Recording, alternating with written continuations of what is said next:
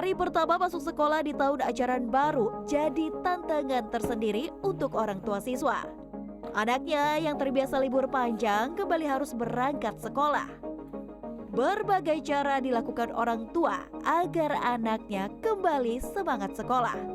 Weni Herliawati, ibu muda asal Sampung Jaya, Tasikmalaya, Jawa Barat, memiliki cara jitu. Sejak subuh sudah membangunkan sang buah hati.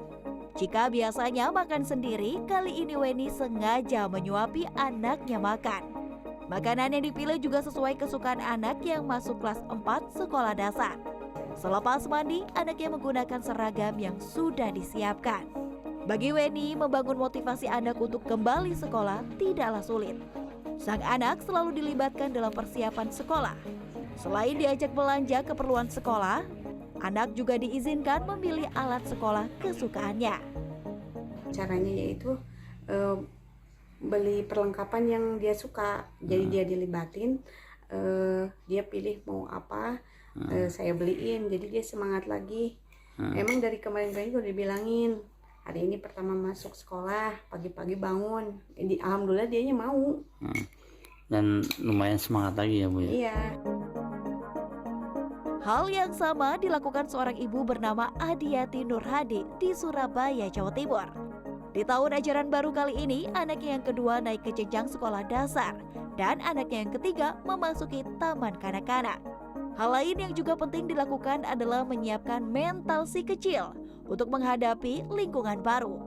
Seperti memberi pemahaman tentang perubahan waktu sekolah, kebiasaan bangun pagi, perjalanan dari rumah ke sekolah, dan sebaliknya. Peralatan sekolah kan kita tinggal beli aja udah selesai jadi gitu ya. Kalau persiapan mental ini kan harus kita tanam sedikit-sedikit gitu setiap hari, karena itu akan kepake sama mereka sampai besar dari kecil gitu. Jadi seperti kayak terbentuk kebiasaan untuk ulet tiap pagi bangun pagi, kebiasaan langsung bangun pagi sarapan, lalu berangkat sekolah, nanti kita kepake untuk sampai kita kerjakan tiap pagi seperti itu ya. Titi juga menanyakan kepada sekolah tentang penanganan jika terjadi perundungan atau bullying. Sekolah mengatakan menyediakan standar operasional prosedur serta guru bimbingan dan konseling.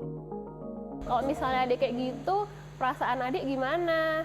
Atau yang adik gituin perasaannya gimana? Enak apa enggak? Enggak. Jadi kayak kita posisikan mereka gimana rasanya kalau kita yang kayak gitu, seperti itu dijelaskan. Bicara tentang mengantisipasi perundungan, edukasi perlu ditekankan. Seperti diketahui, perundungan adalah tindakan tidak menyenangkan yang dilakukan orang lain, melibatkan relasi kuasa dan terjadi berulang kali. Tidak hanya keluarga, sekolah, bahkan pemerintah harus melakukan antisipasi.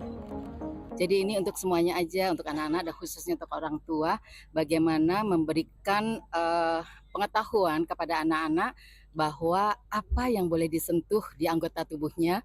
Kemudian bila terjadi sesuatu yang membuat tidak nyaman, anak harus berani bicara. Dan ini peran orang tua sangat penting agar anak-anak ketika ada masalah apapun, jangan dipendam sendiri, tapi sampaikan kepada guru, kepada orang tua. Akhirnya, lembaga pendidikan harus bisa menjamin bahwa lingkungannya harus dipastikan aman dan nyaman sehingga anak dapat belajar dan bisa berprestasi semaksimal mungkin. Tim Liputan CNN Indonesia.